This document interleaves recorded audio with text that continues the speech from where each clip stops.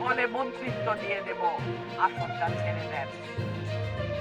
আমার জান থাকতে, আমার শরীরে এক বিন্দু রক্ত থাকতে মন্ত্রিত্ব তো দূরের কথা, আমি সারা দুনিয়ার কারোর জন্য কোনো কিছুর জন্য আমার এই মানুষদের আমি ছাইরা যাব না।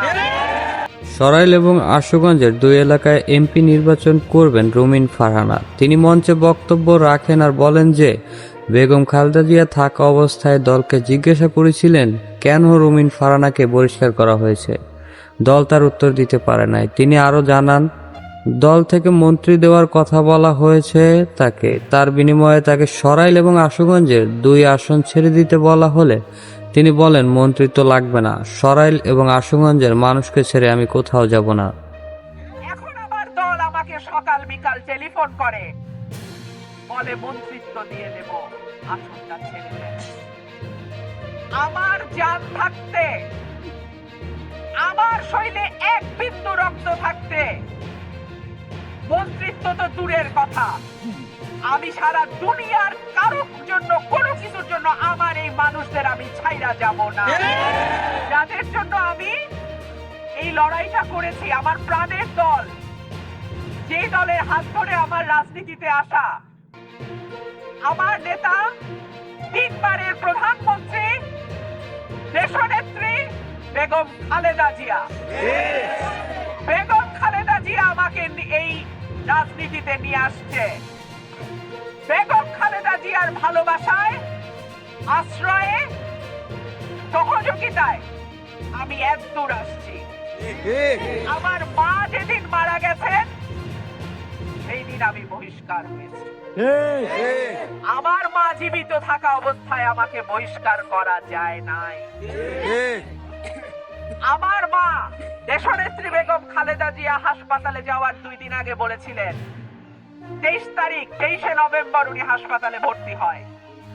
20 তারিখ উনি বলেছিল রুমিন আর সোহেলের ব্যাপারটা কি, কেন রুমিনকে নমিনেশন দেয়া হইল না। দল তার কোন জবাব দিতে পারে। তারপর আমাদের মা দেশনেত্রী বেগম খালেদা জিয়া আল্লাহর কাছে মেহমান হয়ে গেছে।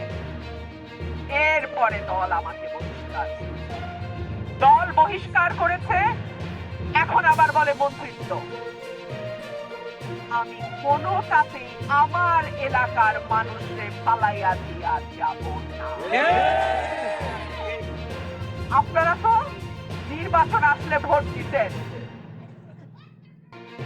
18 সালের নির্বাচনে যখন পুরা বাংলাদেশে দিনের ভোট রাতে হয়েছে, তখনও তো আপনারা কেন্দ্র কেন্দ্র থেকে পাহারা দিয়ে ভোট আগলায় রাখছেন, তাই না? তাহলে এই অঞ্চলের মানুষের প্রতি এত অবহেলা কেন? আল্লাহ যদি আমাকে আপনাদের ভোটে এমপি নির্বাচিত করে, সরাইল এবং আশুগঞ্জকে মডেল উপজেলা করে তৈরি করব ইনশাআল্লাহ।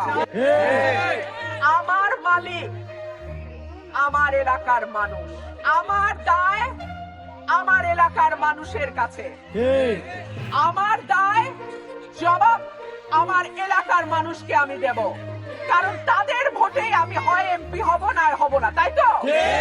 নির্বাচনের কিছু নিয়ম কানুন আছে, আপনারা জানেন। আপনারা অনেক কষ্ট করে এসছেন, দীর্ঘ সময় আপনারা অপেক্ষা করেছেন। আজকে হয়তো আমরা লম্বা একটা সমাবেশ করতে পারছি না। আমাদের সমাবেশটা সরকারি যে নিয়ম আছে, নির্বাচন কমিশনের যে নিয়ম আছে, সেই অনুযায়ী আমাদের কিছু নিয়ম কানুন 22 তারিখ পর্যন্ত মানতে হবে। এরপরে ইনশাআল্লাহ আমাদের মিটিং চালু থাকবে। আর আপনাদেরকে বলি, কোন হুমকি ধমকিতে কান দেবেন না। ইনশাআল্লাহ আল্লাহ আমার সহায়, নিচে আমার ভাই বোনেরা।